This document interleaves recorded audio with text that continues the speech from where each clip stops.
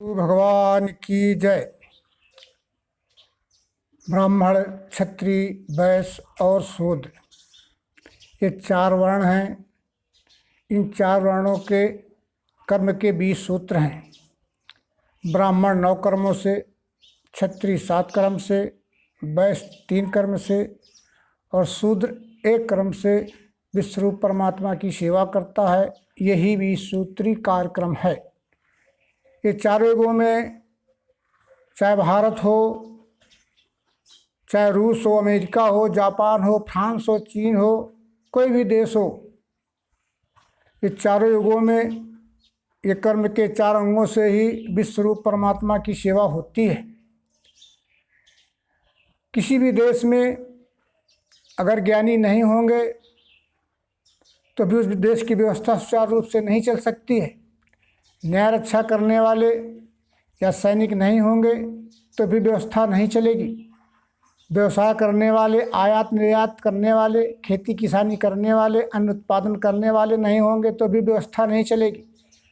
और यदि श्रमिक वर्ग नहीं होगा, यानी श्रमिक नहीं होंगे, शूद्र नहीं होंगे तो भी व्यवस्था नहीं चल सकती है। इस तरह से कर्म के 4 अंगों से ये व्यवस्था सुचारू रूप से चलती है। इसलिए ये 20 सूत्री कार्यक्रम को हर देश को लागू करना चाहिए, तभी सुख शांति की प्राप्ति हो करके मानवता में शांति की स्थापना हो सकती है, होती है। स्वधर्म गुणी श्रेष्ठ अक्लेशी, अन्य धर्म से वर्ण का कर्म करने से पाप में बिंदता नहीं। वर्ण के कर्म में दोष है तो भी त्यागना नहीं। प्रारंभ सब कर्मों का दोषी है, अग्निधूम्रवत फंसे नहीं कहीं बुद्धि, बस में मन वासना। स्वकर्म फल का त्यागी पाता है आत्मसिद्धि को। आत्मसिद्धि मिली जिसको वो जैसे ब्रह्म में मिले। संक्षेप में सुनो मुझसे निष्ठा ये श्रेष्ठ ज्ञान की। भगवान श्री कृष्ण कह रहे पापों में बीनता नहीं। तो पाप किसे कहते हैं? पाप नाम द्वैत का है। हम अपने को अलग और सामने वाले को अलग मानते हैं। तो जब द्वैत होगा तो हमारा जो कर्म व्यवहार है वो शुद्ध ईमानदारी के साथ नहीं होगा, छल कपट रखते हुए होगा, और इसी का नाम पाप है। तो अपने अपने स्वकर्म के द्वारा प्राणी मात्र के रूप में दिखने वाले विश्वरूप परमात्मा की जो अपने स्वकर्म के द्वारा ईमानदारी के साथ सेवा करता है तो पाप में नहीं बीनता, यानी कर्म के फल बंधन में नहीं बंधता। वर्ण कर्म में यदि कठिनाई दिख रही हो, परेशानी दिख रही हो, दोष दिख रहा हो, तो उस कठिनाई को देख करके हमें कर्म का त्याग नहीं करना है। जैसे अग्नि जलाई जाती है तो वो धुएं से थोड़ी देर ढकी रहती है, लेकिन थोड़ी देर बाद ही वो धुआं छट जाता है। ऐसे ही कर्म में जो कठिनाई दिखती है, जैसे ही स्वकर्म प्रारंभ करोगे वो कठिनाई अपने आप जो है समाप्त हो जाती है, खत्म हो जाती है, अग्नि धूम्रवत के समान। अब फंसे नहीं कहीं बुद्धि। जब हमारी बुद्धि स्वार्थ के कर्मों में न फंसे, व्यष्टि सुख की इच्छाओं में न फंसे, ये जब ही होगा जब इंद्रियां, मन और मन की वासनाएं बस में होंगी या शांत हो जाएंगी, तो विश्वरूप परमात्मा की निष्काम भाव से सेवा करता हुआ परम सुख शांति को प्राप्त होता है। अब स्वकर्म फल त्यागी का अर्थ गीता में आया है, इसको समझना जरूरी है। ये स्वकर्म फल त्याग क्या है? जो हमारे द्वारा लोक कल्याण के कर्म होते हैं, लोगों को सुख शांति पहुंचाने के लिए कर्म होते हैं, या कोई अच्छा कर्म होता है, उस अच्छे कर्म के परिणाम में जो कर्म का सुखमय फल हमें प्राप्त होता है, तो अपने सहित उसका उपयोग थोड़ा थोड़ा सबके सहयोग में करना, यही स्वकर्म फल त्याग है। इसी का नाम निष्काम कर्म है। और जब हम कोई अच्छा कर्म करते हैं, लोक कल्याण कर्म करते हैं, उसके प्रतिफल में जो हमें सुखमय फल मिलता है वो सिर्फ अपने लिए या अपने छोटे से परिवार के उपयोग के लिए उसका उपभोग करते हैं। लोग परेशान हैं, दुखी हैं, पीड़ित हैं, भूख से तड़प रहे हैं, ठंड से सिकुड़ रहे हैं, हम उनको सहयोग नहीं देते हैं, तो यही सकाम कर्म है। इसलिए अर्जुन निष्काम कर्म के द्वारा भी स्वरूप परमात्मा की सेवा करनी है। यही गीता का उद्देश्य है। अत्यंत शुद्ध बुद्धि से, धैर्य से मन रोक के, शब्दादि विषय दोष प्रीति का त्याग है करे। रहे न्यारा मिताहारी, वाचा मन काया बसी, सदैव ध्यान में मस्त स्थिर वैराग्य में रहे। देहाध्यास बल गर्व काम क्रोध परिग्रह, छोड़ के ममता शांत वो मिले ब्रह्म रूप में। ब्रह्म भाव प्रसन्नात्मा, इच्छा सोच नहीं करे, भूतों में समता देखे एक भक्ति उसे मिले। इन श्लोकों का अर्थ गीता अध्याय 6, 30, 31, 32 नंबर श्लोकों में भगवान श्री कृष्ण ने पहले ही कर दिया है, और भगवत गीता के भक्ति योग नामक 12वें अध्याय में भी निरूपण हो चुका है। ये विश्व का रूप ही विश्वरूप परमात्मा है। तददर्शी सदगुरु के द्वारा दिव्य दृष्टि से जब विश्वरूप परमात्मा का दर्शन हो जाता है तो संशय भ्रम से मुक्त हो जाता है। जो मुझे विश्व में देखे, मेरे में विश्व को लखे, उसी की दृष्टि में मैं हूँ, वो मेरी दृष्टि में बसे। भूतों में स्थित मेरे को जो भजे एक दृष्टि से, सो कैसे भी रहे तो भी मुझ में ही सदा रहे। दिव्य चक्षु के द्वारा विश्व का रूप ही विश्वरूप परमात्मा है, जिसको जान पहचान हो गई है, तो विश्वरूप परमात्मा सब में वास करता है और सबको अपने में वास कराता है। ऐसा जिसको निश्चय हो गया है वो संशय भ्रम से मुक्त हो जाता है। फिर होगा क्या? यानी जिसको विश्वरूप परमात्मा का निश्चय हो गया है तो अपने शरीर, इंद्रियां, मन, बुद्धि, चित्त को निर्मल एकाकर प्राणी मात्र के रूप में दिखने वाले विश्वरूप परमात्मा की यथोचित, यथाशक्ति, यथा समय वो सेवा करता हुआ दिखता है, या सेवा में लगा हुआ दिखता है, सेवा करता हुआ दिखता है या सेवा करता है।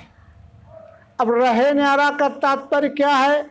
न्यारा कहते हैं ये जो 3 गुणों के विकार काम, क्रोध, लोभ हैं, इन काम क्रोध लोभ को जिसने जीत लिया है, इनके साक्षी भाव में रह करके वो लोक कल्याण का कर्म करता है, उसका नाम न्यारा है, उसी का नाम बैरागी है। चतुर्विंशति तत्व गायत्र तत्र आश्रम बसेत, जटामुंडी शिखा कंठी मोचते नाथ संशया। कपिल जी ने भी अपनी माता देवहूति से कहा है, ऐ माँ, जिन्हें पिंड ब्रह्मांड के 24 अंगों का बोध हो गया है वो मुक्त पुरुष है, विश्वरूप परमात्मा की सेवा करता हुआ दिखता है। वो कैसे भी रहे, भूतों में स्थित मेरे को जो भजे एक दृष्टि से, सो कैसे भी रहे तो भी मुझ में ही सदा रहे, तो संशय मुक्त है। वो कंठी माला पहने या ना पहने, तिलक चंदन लगाए या ना लगाए, दाढ़ी बाल बढ़ाए या ना बढ़ाए, रंगे हुए कपड़े पहने या ना पहने, वो चाहे सरल तरीके से बिल्कुल रहे, चाहे एयर कंडीशन बंगले में रहे, चाहे वो झोपड़ी बना के रहे, इससे ज्ञान का संबंध नहीं है। वो चाहे जैसे रहे, वो मुक्त पुरुष है। अब किसी भेष को हमने अगर ज्ञान मान लिया तो किसी भेष से ज्ञान का संबंध नहीं है। हाँ, आवश्यकता पड़ने पर हम कैसे भी रह सकते हैं, लेकिन आज भेष आडंबर को ही ज्ञान मान लिया गया है, जो ज्ञान विज्ञान से बहुत ही दूर है।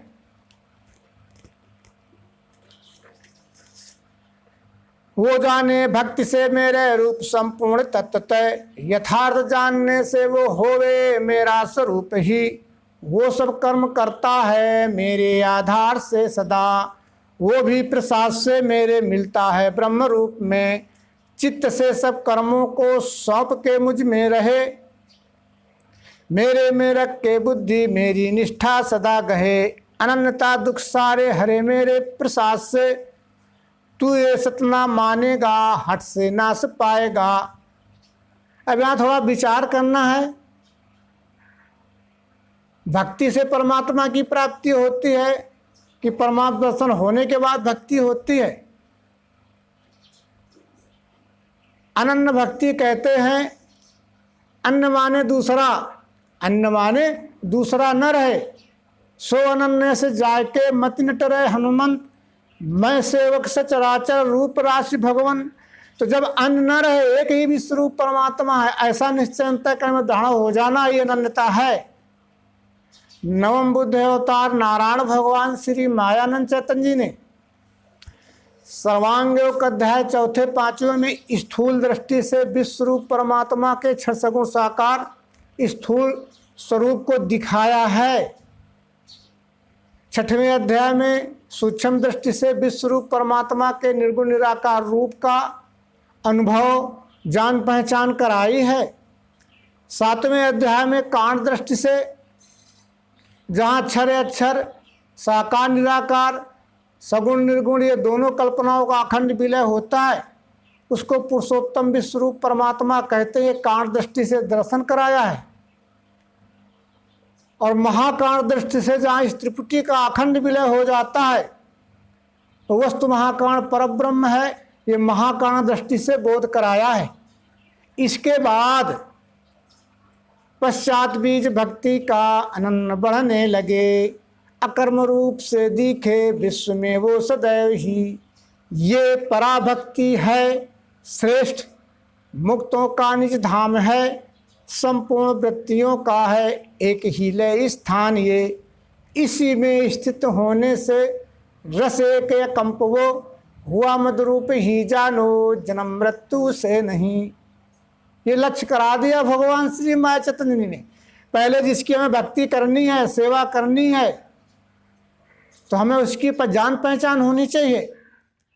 अगर हमें जान पहचान नहीं होगी तो होने वाली भक्ति निष्फल भक्ति, असफल भक्ति, अंध भक्ति होगी। ये अकर्म शब्द यहाँ आया है, भगवान ने कहा अकर्म रूप से दिखे विश्व में वो सदैव ही। अब ये सारी गीता का सार इस एक शब्द में छिपा हुआ है। ये गीता अध्याय 11 विश्वरूप दर्शन योग का जो 55 नंबर श्लोक है, गीता का सार स्वकर्मी मुझमें निष्ठा भक्त मेरा संग जो, निर्वैर सब भूतों से पार्थ वो मुझ में मिले। ये सारी गीता का सार इस श्लोक में है। और सिर्फ अकर्म में ये सारा रहस्य छिपा हुआ है। विश्वरूप परमात्मा का दृढ़ निश्चय होने के बाद प्राणी मात्र के रूप में दिखने वाले विश्वरूप परमात्मा के साथ किसी भी तरह का वैर भाव न करते हुए ईमानदारी के साथ विश्वरूप परमात्मा की सेवा करता हुआ ऐसा भक्त मुझ विश्वरूप परमात्मा में मिल जाता है। श्री रामचरितमानस दोहा नंबर 88 उत्तरकांड के नीचे 6, 7, 8 इन 3 चौपाइयों में काकभूषुंड और गरुण जी का संवाद है।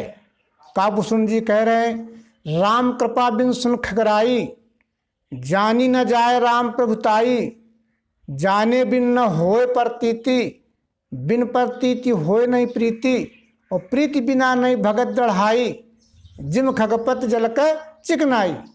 राम कृपा नाम दिव्य दृष्टि का है। ऐसे कर देने का नाम दिव्य दृष्टि नहीं है कि हथेली से प्रकाश निकलता किसी के मस्तक में घुस जाता है, नहीं। राम कृपा नाम दिव्य दृष्टि का है। दिव्य दृष्टि के द्वारा ही जो सब में रमा हुआ राम है, उस रहस्य को, उसकी प्रभुताई को हम जान सकते हैं। यानी दिव्य दृष्टि के द्वारा ही विश्वरूप परमात्मा का दर्शन होता है। और जाने बिन न होए प्रतीति, बिना विश्वरूप परमात्मा की जान पहचान के प्रतीति यानी विश्वास नहीं हो सकता है। और बिन प्रतीति होए नहीं प्रीति, बिना विश्वरूप परमात्मा की जान पहचान के विश्वास के प्रीति यानी कर्म व्यवहार नहीं हो सकता है। और प्रीति बिना नहीं भगत दढ़ाई, बिना प्रीति यानी कर्म व्यवहार के भक्ति नहीं हो सकती है।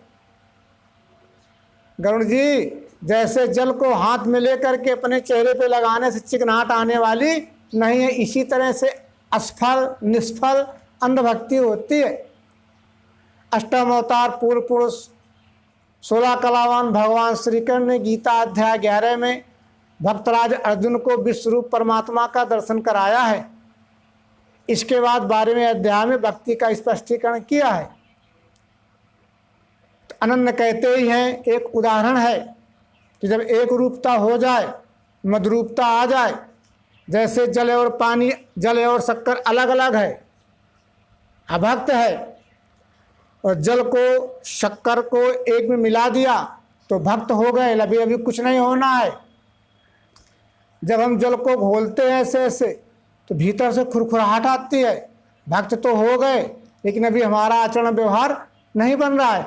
और धीरे धीरे जब हम घोलते जाते एक स्थिति ऐसी आती है कि शक्कर और जल एक में एक रूप हो जाता है, लय हो जाता है। उसी का नाम मधुरता है।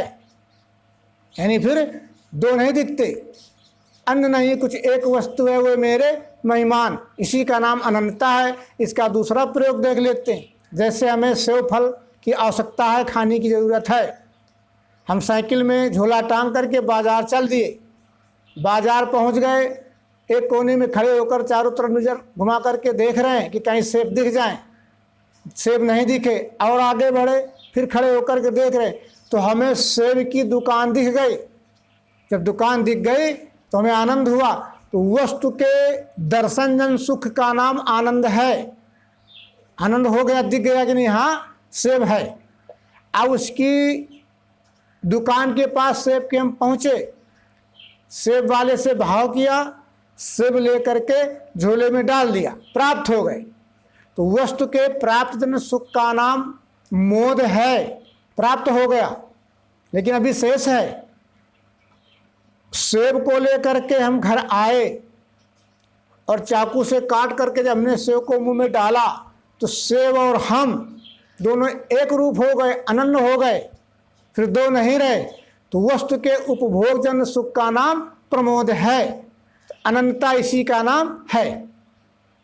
सदास निर्मल भक्ति कहो, सदास अनन्य भक्ति कहो। भगवान ने पद संग्रह में पद के माध्यम से बात कही है। इस तरह से अर्जुन, जो मेरे द्वारा ये ईश्वरी स्मरण हो रहा है, वो सब कर्म करता है मेरे प्रसाद से सदा। वो भी प्रसाद से मेरे मिलता है ब्रह्मरूप में। वो फिर कोई भी कर्म करे, उसके द्वारा होने वाले कर्म लोग कल्याण के लिए ही होते हैं। भगवान श्री कृष्ण महाभारत युद्ध हो रहा है, स्वयं झूठ बोल रहे हैं, अश्वत्थामा मारा गया, अश्वत्थामा मारा गया, और युधिष्ठिर से भी कह रहे हैं तुम भी बोलो। तो क्यों भगवान श्री राम भी झूठ बोल रहे हैं? क्यों बोल रहे हैं? सीतई चितई कही प्रभुआता, अहै कुमार मोर लघु भाता, सुपर्णखा गई है पंचवटी में। भगवान श्री राम से कह रही है मैं तुम्हारे साथ शादी करूंगी। भगवान राम ने कहा नहीं, मेरी तो सीता है, मेरा भैया लक्ष्मण कुंवारा है, अगर वो शादी करना चाहे उससे कर ले। तो क्या लक्ष्मण कुंवारे थे? लेकिन लोक कल्याण के लिए कह रहे थे। उसमें बहुत बड़े रहस्य घुसे हुए हैं, उसको समझना अलग की बातें हैं। भगवान श्री राम ने बड़े बड़े युद्ध किए, वहाँ जो आताताई थे उनका वध किया, और वहाँ का जो पात्र था राजकाज चलाने योग, उसको वहाँ की नियुक्ति की।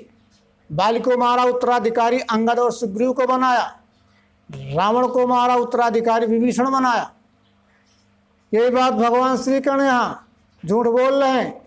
अगर शत्रु पक्ष हमें झूठ बोल करके फंसा रहा है, फंसाना चाहता है, तो हमें चाहिए झूठ बोल के बच जाना है, उसको फंसाना नहीं है। यदि झूठ बोल करके हमारा कोई नाश कर रहा है तो हमें झूठ बोल करके बच जाना चाहिए, उसको फंसाना नहीं चाहिए। तब कहा वो सब कर्म करता है मेरे आशा से सदा, वो भी प्रसाद से मेरे मिलता है ब्रह्म रूप में। अर्जुन, यदि ये जो ईश्वरीय स्मरण मेरे द्वारा हो रहा है, इस ईश्वरीय स्मरण के विचारों को तू नहीं मानेगा और अपने अज्ञान से, अहंकार से, अपनी मनमानी वृत्ति से कर्म करेगा, तो निश्चित है तू मिथ्या ज्ञान में भटक रहा है और तेरा नाश होना स्वाभाविक है। तेरे को कभी सुख शांति मिलने वाली नहीं है। इसलिए अपने स्वधर्म का पालन करो। सारे हटके जो तू कहेगा रण मैं त्यजूं, तो तेरा हठ है व्यर्थ करावेगा स्वभाव, वो स्वभाव से बना है तू कौनते निज कर्म में, त्यागेगा मोह से तो भी करेगा फिर तू वही। हिये में सब भूतों के पार्थ ईश्वर है बसा, यंत्राकार फिराता है भूतों को निशक्ति से। उसके शरण में जाना पार्थ तू सर्वभाव से, उसके प्रसाद से स्थायी शांति का स्थान पाएगा। ये 59 और 60 नंबर श्लोकों का रहस्य पहले अपन समझते हैं। भगवान श्री कृष्ण भक्तराज अर्जुन से कह रहे हैं कि अर्जुन, तेरा स्वभाव क्षत्रिय वर्ण का है और इस समय तू पूर्ण क्षत्रिय अवस्था में स्थित हो गया है, यानी युद्ध क्षेत्र में हथियारों से सुसज्जित होकर के रथ में बैठ करके और दोनों सेनाओं के बीच में आ चुका है। अब अगर किसी मोह के कारण कि द्रोणाचार्य को नहीं मारूंगा, भीष्म पितामह को नहीं मारूंगा, सगे संबंधियों को नहीं मारूंगा, या हमारे सारे आप्तबंध जो हैं ये दुए मारे जाएंगे, इस मोह में अगर फंस करके और तू ये कह रहा है कि मैं भीख मांग के खा लेऊंगा पर युद्ध नहीं करूंगा, तो अर्जुन जब इन विचारों को लेकर के तुम युद्ध मैदान से भगोगे, तब ये जो शत्रु वर्ग है, दुर्योधन है, दुशासन है, द्रोणाचार्य है, शकुनी है, कृपाचार्य है, कर्ण है, यही तुमको लौकारेंगे। देखो ये अर्जुन डरपोक है, जिससे भाग रहा है, ये नामर्द लक्षणों का है, बड़ा धनुर्धारी बन रहा था, मौका करने पर देखो कैसे जिससे भाग रहा है, पकड़ो इसको, घेर के मारो, जाने ना पाए। तो जब तू ये सुनेगा तो जो तेरा स्वभाव है तेरे को घुमा के फिर युद्ध में ला के खड़ा करेगा और फिर युद्ध करेगा। इसलिए युद्ध से न भागते हुए युद्ध करना श्रेष्ठ है। युद्ध करोगे अपने स्वधर्म का पालन करते हुए, अगर वीरगति को प्राप्त होगे तो चारों तरफ तेरी असुरता फैलेगी, ऊपर चले जाओगे, यानी कहने का उत्क्रांति में जाओगे। और युद्ध अगर जीतते हो तो इन आताताई धराधाम में चारों तरफ त्रयमाम फैला रखी है। तो प्रजा के लिए सुख शांति करने के लिए राजकाज चलाओगे और सुख शांति से रहोगे। इसलिए युद्ध त्यागने की अपेक्षा युद्ध करना अर्जुन श्रेष्ठ है।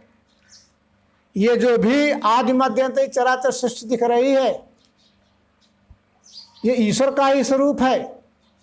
प्रकृति अपने 3 गुणों से, यानी सत्वगुण, रजोगुण, तमोगुण, इन 3 गुणों से संपूर्ण चराचर सृष्टि की उत्पत्ति, स्थिति, लय की लीला वो अनादिकाल से करती चली आ रही है और अनंत कर्म भी हो रहे हैं। इसलिए सब में व्याप कर रहने वाले ईश्वर की जान पहचान करके और अपने स्वकर्म के द्वारा उसकी सेवा करने का नाम भक्ति है। और जब सब में व्याप कर रहने वाले ईश्वर को प्रसन्न कर लोगे तो उससे अंतिम सुख शांति की प्राप्ति होगी। यही वेदों के अध्याय सुधों में मुंडोपनिषद में भी बात आई है। ईश आवास इदम सर्वम यत् किं जगत्याम जगत, मैं विश्व रूप परमात्मा एक होकर के अनंत रूप गोचर हो रहा हूँ। ऐसा जो जान लेता है वो अज्ञान भ्रम के संशय भ्रम से मुक्त हो जाता है, उसको शांति मिल जाती है। और जिसको ये ज्ञान नहीं होता है वो संशय भ्रम में फंसा रहता है। अत्यंत गुह्य ज्ञान तुझे मैंने बता दिया, उसको ध्यान में लेके रहना निज बुद्धि से। गुह्यों का सार फिर मेरे सुन ले श्रेष्ठ वाक्य, प्रिय है तू मुझे तिससे कहता हूँ कल्याण की। अनन्य भक्त हो मेरा पूजना नमना मुझे, अनन्य भक्त हो मेरा पूजना नमना मुझे। मिलेगा मुझ में सत्य प्रण है प्रिय तू मुझे। छोड़ के सब ही धर्म थाम तो मुझे एक को, शोक छोड़ निकालूंगा पापों से सब मैं तुझे। हे अर्जुन, ये जो आखिरी ज्ञान है ये मैंने तुझे बता दिया। अब इसके आगे और कुछ बताया समझाया नहीं जा सकता है। इसलिए प्राणी मात्र के रूप में दिखने वाले विश्व रूप परमात्मा को ध्यान में रखते हुए और अपने स्वकर्म के द्वारा इसकी सेवा करनी है।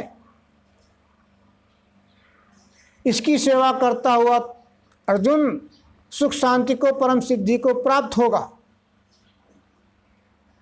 यहाँ भगवान श्री कृष्ण गीता में बार बार फिर से सुनो, पुनः सुनो, ठीक से सुनो, ये बार बार विचारों की पुनरावृत्ति आई है। तो जब कोई ज्ञान किसी को समझाया जाता है तो एक दो बार समझाने में समझ में नहीं आता है तो फिर से समझाया जाता है ताकि ज्ञान ठीक से समझ में आ जाए।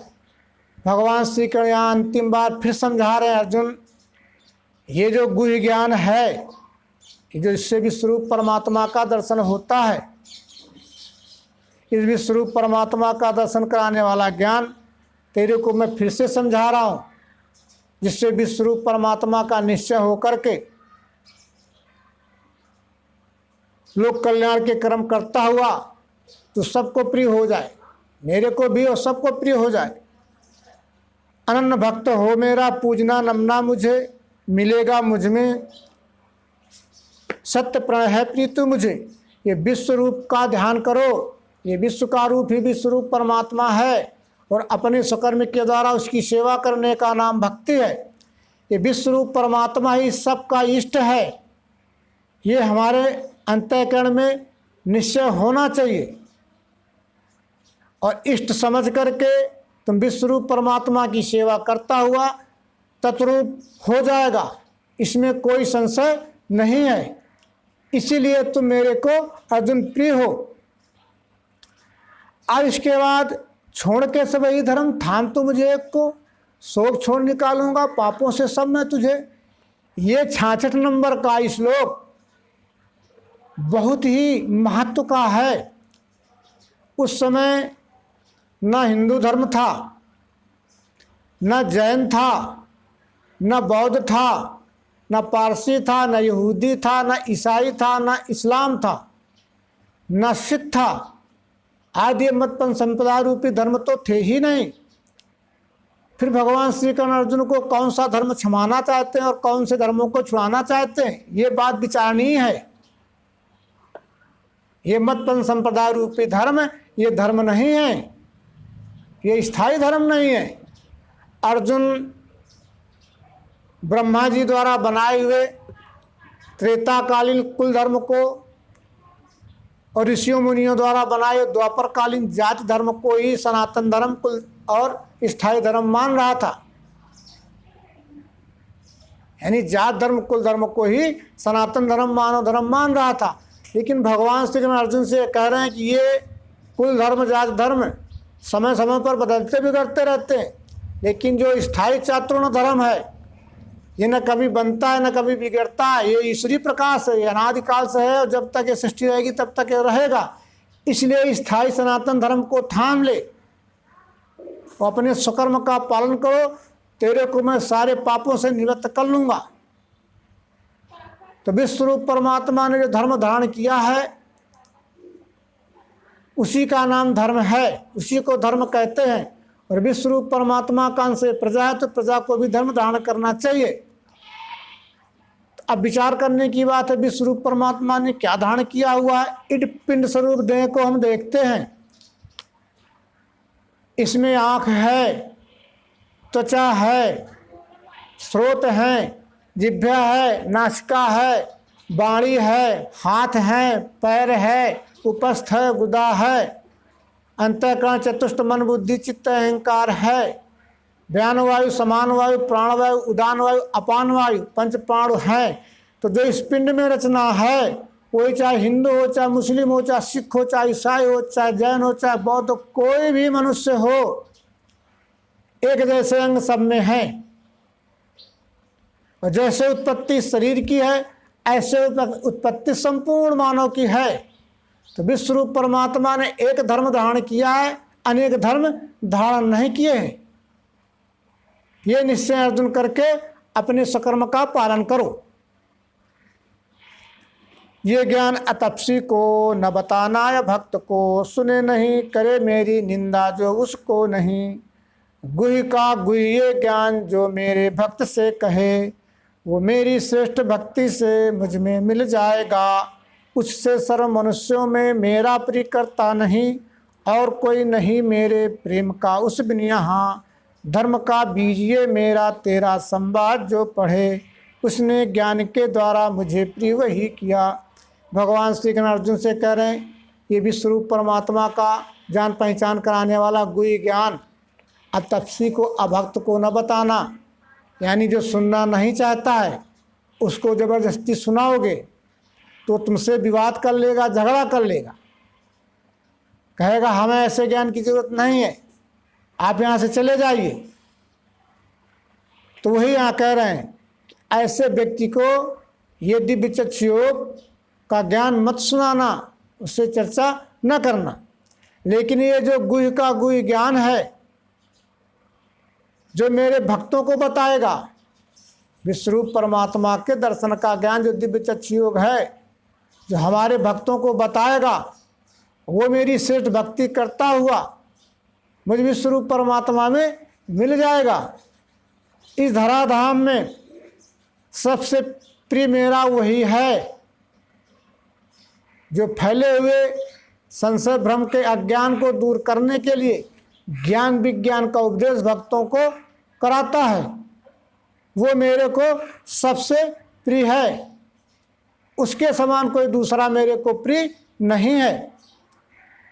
धर्म का बीज ये मेरा तेरा संवाद जो पढ़े, उसने ज्ञान के द्वारा मुझे प्रिय वही किया। ये धर्म का बीज 2 बार आया है गीता में।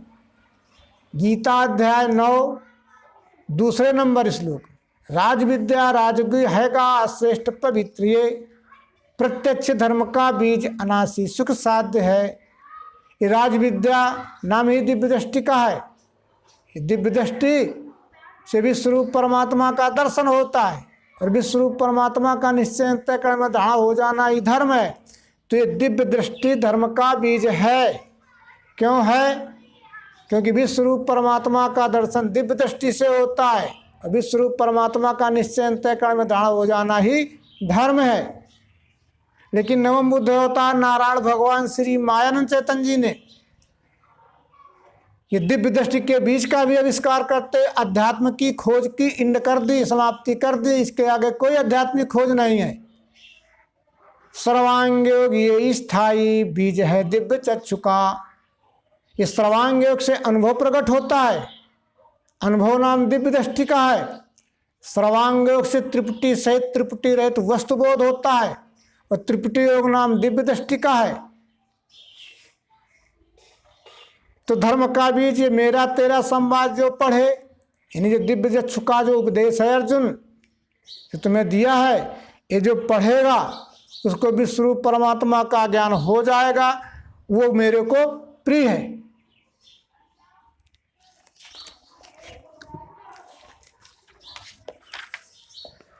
श्रद्धा से छोड़ के द्वेष सुनेगा नर जो इसे, उसके पाप धुले जावें लोक में पुण्यवान के। पार्थ तूने सुना है क्या ज्ञान स्थिर चित्त से, धनंजय मिटा तेरा मोह अज्ञान वा नहीं।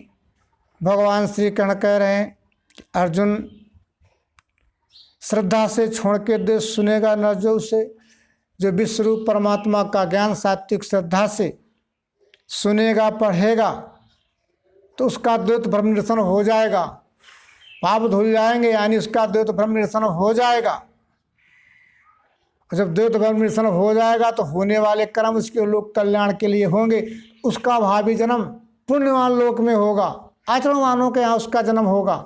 ये 6वें अध्याय में भगवान इसका स्पष्टीकरण कर चुके हैं।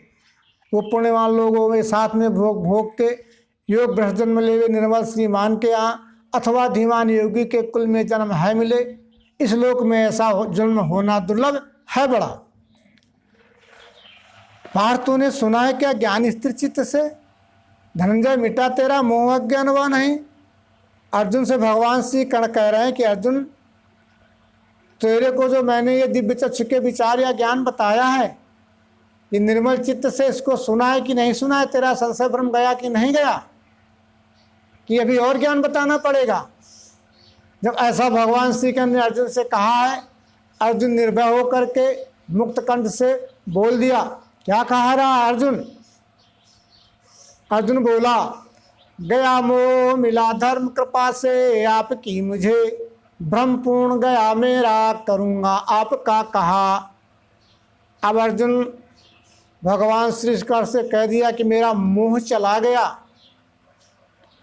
और मेरे को मेरे धर्म की जान पहचान हो गई, युद्ध के लिए तैयार हूँ, युद्ध लड़ूंगा और मेरा संशय भ्रम अज्ञान खत्म हो गया। अब इस जगह थोड़ा विचार करना है। आज मानव जगत में गीता के अनेक भाष्यकार हैं और अनेक गीता के पढ़ने वाले मानने वाले लोग हैं, लेकिन अपने अपने हिसाब से लोगों ने गीता के बारे में कहा है। किसी ने गीता को संन्यास प्रधान माना है, किसी ने गीता को कर्म प्रधान माना है, किसी ने गीता को ज्ञान प्रधान माना है, किसी ने गीता को ज्ञान कर्म की एकता भक्ति प्रधान माना है, किसी ने गीता को भक्ति प्रधान माना है। लेकिन इस जगह सिद्ध होता है कि न गीता संन्यास प्रधान है, न कर्म प्रधान है, न ज्ञान प्रधान है, न भक्ति प्रधान है, न ज्ञान कर्म के रूपता भक्ति प्रधान है। गीता धर्म प्रधान है। अब क्यों है, इसके लिए प्रमाण चाहिए। गीता अध्याय 2, 7, 8 नंबर श्लोक अर्जुन का भगवान श्री कृष्ण से पूर्ण समर्पण सात्विक श्रद्धा भाव से किया हुआ प्रश्न पद से। अज्ञान के दोष ही समाये, भूला हूँ मैं धर्म सो पूछता हूँ, होवेगा जो श्रेय स्थाई कहो सो, मैं चेला हूँ आपका बोध देवे, यहाँ मिले राज मुझे मही का, समृद्ध इंद्रासन देवतों का, तथापि ये इंद्री दाहकारी, कैसे मिटेगा भ्रम भारी। ये 3 प्रश्न अर्जुन ने किए। मैं धर्म को भूल गया हूँ, मेरे को भ्रम हो गया है, भ्रम से मेरे को मोह उत्पन्न हुआ है। अब भगवान श्री कृष्ण ने गीता अध्याय तो 11 नंबर श्लोक से लेकर गीता अध्याय 18, 71 नंबर श्लोक तक जो कुछ भी जैसे भी समझाया है कि अर्जुन के प्रश्न का ही समाधान किया है। तो जो प्रश्न किया है प्रश्न का समाधान होना ही तो उत्तर पक्ष है। अब इसके बाद गीता अध्याय 12 भक्ति योग नामक अध्याय में जो 20वां श्लोक अंतिम श्लोक है, वहां भगवान श्री कृष्ण ने अर्जुन से कह दिया, क्या कहा है, अनन्य भक्त जो मेरा श्रद्धा से कहा हुआ, यथार्थ धर्म पाले वो अत्यंत प्रिय है मुझे। मेरे को कौन प्रिय है, जो यथार्थ धर्म का पालन करता है वो मेरे को प्रिय है। ये सारी की सारी बातें मित्रों हैं, गीता को समझना है। ये कामना, आसक्ति, ममता, प्रेम, अनुराग, प्रीति, भक्ति, अनन्य भक्ति इत्यादि सब शब्दांतर भेद से कल्पना तरंग की भावनाएं हैं। ये सब क्या है, कल्पना तरंग की भावनाएं हैं, ये जो कुछ मान लिया गया है। लेकिन जो चातुर्ण धर्म है, ये ईश्वर का प्रकाश प्रकट से पैदा हुए 3 गुणों से 4 वर्ण हैं। न ये तो कोई कल्पना है, न कोई भावना है, कुछ नहीं है, ये ईश्वरीय स्वयंभू धर्म है। इसलिए गीता धर्म प्रधान है। अब इसके बाद संजय बोला, ऐसे पार्थ महात्मा का भगवान वासुदेव का सुना संवाद ये मैंने अद्भुत रोम हर्ष का, कृपा से व्यास के मैंने गुहि से गुहि योग ये साक्षात सुना कहा जैसा स्वयं योगेश कृष्ण ने। राजन ये केशवा अर्जुन का अद्भुत संवाद पुण्यवान, सदैव सोचता हूँ अपूर्व सुख है मिले, विश्वरूप हरि का वो लाने से ध्यान में सदा अति आनंद होता है राजा आश्चर्य से मुझे। जहाँ योगेश श्री कृष्ण, जहाँ पार्थ धनुर्धर, लक्ष्मी विजय ऐश्वर्य अचल नीति वहाँ रहे। अब इन श्लोकों को बहुत ही विचार पूर्वक समझना है। यहाँ गीता में महात्मा किसे कहा है या महात्मा किसे कहते हैं, ये समझना बहुत ही जरूरी है। क्योंकि यहाँ संजय अर्जुन को महात्मा कह के पुकार रहा है। महात्मा संज्ञा गीता में अर्जुन को मिल गई। कब मिली, जब अर्जुन को विश्वरूप परमात्मा का दर्शन होने के पश्चात वो अपने स्वकर्म पालन में लग गया। उसको महात्मा कहते हैं।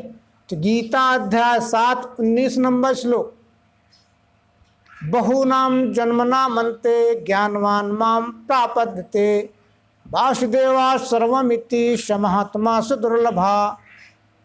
ज्ञानी अनेक जन्मों के यत्न से मुझको भजे, वासुदेव विश्व ही है सो महात्मा क्वचित कहीं। ज्ञान में अनेक जन्म लेने के बाद जब ज्ञान का भी ज्ञान होता है, इसके बाद सब में वास करने वाला और सबको अपने में वास कराने वाला विश्व का रूप ही विश्व रूप परमात्मा है। ऐसा जान करके जो स्वकर्म के द्वारा सेवा करता है वो महात्मा है। 8वें अध्याय के 16 नंबर श्लोक में भी यही बात आई है। मुझे प्राप्त किए पीछे महात्मा श्रेष्ठ सिद्धवान, विनाशी दुख का स्थान पुनर्जन्म नहीं लखे। 9 नंबर के 13 नंबर श्लोक में भी यही बात आई है। देवी स्वभाव वाले जो महात्मा पार्थ वे मुझे, अनन्य भाव से सेवे आदि अव्यय जान के। यहाँ महात्मा की भगवान श्री कृष्ण ने पहचान कराई है। और जब अर्जुन महात्मा बन गया है तब संजय अर्जुन को महात्मा कहने लगा, कह दिया। तो अब भगवान वासुदेव का यानी भगवान श्री कृष्ण का जो संवाद मैंने सुना है, तो क्या अर्जुन संजय को दिव्य स्रोत भी थे? क्या संजय को दिव्य स्रोत भी थे कि वो हस्तिनापुर के महल से एक कमरे के कोने में बैठ करके और सैकड़ों किलोमीटर दूर कुरुक्षेत्र में हो रहे युद्ध को वो सुन रहा था और धृतराष्ट्र को बता रहा था? भाई दिव्य चक्षु की बात अभी तक संशय ब्रह्म में फंसी रही, और वो दिव्य स्रोत की बात क्या है? नहीं है। अब इसके बाद आगे वाले श्लोक में स्पष्ट हो रहा है, कृपा से व्यास के मैंने गुह्य से गुह्य योग ये साक्षात सुना कहा जैसा स्वयं योगेश कृष्ण ने। अब व्यास जी की कृपा हम पर दो हुई। व्यास जी की कृपा हम पर दो हुई। एक तो व्यास जी के द्वारा हमें विश्वरूप परमात्मा का शब्दबोध हुआ। दूसरी कृपा यह हुई कि व्यास जी के कहने पर ही हमें महाभारत युद्ध का विशेष रण वृत्तांत वाहक द्यूत नियुक्त किया गया। और भगवान श्री कृष्ण ने जो अर्जुन को विश्वरूप परमात्मा का दर्शन कराया है, जिनका संवाद है, वो मैंने वहाँ साक्षात सुना है और मेरे को विश्वरूप परमात्मा का प्रत्यक्ष दर्शन हुआ। तो साक्षात कहते हैं आमने सामने को, जैसे अपन लोग विज्ञानशाला में आमने सामने बैठ कर के सत्संग कर रहे हैं, इसका नाम साक्षात है। और जैसे विज्ञानशाला की बाउंड्री के बाहर चले जाओगे तो साक्षात खत्म हो जाएगा। तो इन बिंदुओं पर हमें विशेष ध्यान रखना है। मानव जगत में गीता लोग पढ़ते हैं, अर्थ का अनर्थ ही कर रहे हैं। क्या इन श्लोकों पर लोगों की दृष्टि नहीं गई? विचारणीय बातें हैं। हे राजन, भगवान श्री कृष्ण अर्जुन का जो संवाद है, मैं बड़ा पुण्यवान हूँ। जब विचार करता हूँ, सोचता हूँ तो मेरे को अपूर्व होता है। विश्वरूप परमात्मा का जब ध्यान करता हूँ तो मेरे को आनंद होता है और आश्चर्य होता है कि जिस विश्वरूप परमात्मा को जन्म से लेकर आज तक ढूंढ रहा था, तो यही विश्वरूप परमात्मा प्रत्यक्ष दिख रहा है। आश्चर्य हो रहा है। अब ये सारी गीता का फल क्या होगा? जहाँ योगेश श्री कृष्ण, जहाँ पर धनुर्धर, लक्ष्मी विजय असुर अचल नीति वहाँ रहे। जहाँ कृष्ण सरीखा ज्ञान यानी कृष्ण सरीखा विशुद्ध विज्ञान और अर्जुन सरीखा विशुद्ध पुरुषार्थ होगा, वहाँ सबसे पहले लक्ष्मी आएगी। विजय उसको कोई पराजित नहीं कर सकता है। वो त्रिगुणातीत पुरुष होता है, गुणों के साक्षी भाव में रह करके कर्म करता है। विजय ऐश्वर्यता उसकी चारों तरफ बढ़ जाएगी। और अचल नीति, फिर ढुलमुल नीति नहीं रहेगी। अचल नीति यानी शत्रु और मित्र दोनों हैं। न्याय का मौका आ गया तो अपराधी शत्रु को अपराध मुक्त करेगा, निरपराधी शत्रु को यानी निरपराधी शत्रु को अपराध मुक्त करेगा, और अपराधी मित्र को दंड देगा। अचल नीति वहाँ रहे। पहले बोलने में थोड़ी शब्दों में क्षमता बिगड़ी, यानी अगर निरपराधी शत्रु है उसको अपराध मुक्त करके छोड़ देगा। ऐसा नहीं कि शत्रुता के कारण उसको फंसा दे, दंड दे, नहीं। और अपराधी मित्र है तो मित्रता के कारण ऐसा नहीं उसको छोड़ दे, दंड न दे, नहीं इसको दंड देगा और जेल में डाल देगा, जेल में डाल देगा, क्योंकि वो अचल नीति वहाँ है, वो गुणों के साक्षी भाव में रह करके कर्म कर रहा है। तो अब विचार करने की बात है। आज मानव जगत में यही भ्रम फैला हुआ है कि गीता मत पढ़ना। जो गीता को पढ़ता है वो घर परिवार समाज बाल बच्चे छोड़ करके जंगल चला जाता है, छल्ला बन के घूमता है। लेकिन विचार करने की बात है, अपने स्वधर्म से भगते हुए अर्जुन को स्वधर्मारूढ़ कराने के लिए गीता का उपदेश दिया है। और जब अर्जुन अपने स्वधर्म में खड़ा हो गया, पुरुषार्थवान हो गया, तो अपने कर्तव्य का पालन करते हुए युद्ध को जीता और संपूर्ण मानवता को सुख शांति पहुंचाने के लिए राजकाज चलाया और सारी असरता प्राप्त हुई। तो इसलिए सारी बातों को विचार करना है। गीता किसी का घर नहीं छुड़ाती है। गीता जो लोग घर छोड़ के भाग गए हैं, निठल्ले घूम रहे हैं, पुरुषार्थहीन घूम रहे हैं, उनको वापस ला करके घर में पुनः बसाती है और सारी अवसरता से जीवन जीने का राह दिखाती है। इसी के साथ यहाँ ब्रह्म विद्या अंतर्गत विज्ञान एवं शास्त्र विषयक श्री कृष्ण अर्जुन संवाद रूप श्रीमद् भगवत गीतोपनिषद का मोक्ष संन्यास संज्ञक अध्याय 18वां संपूर्ण हुआ। बोलो सद्गुरु भगवान की जय।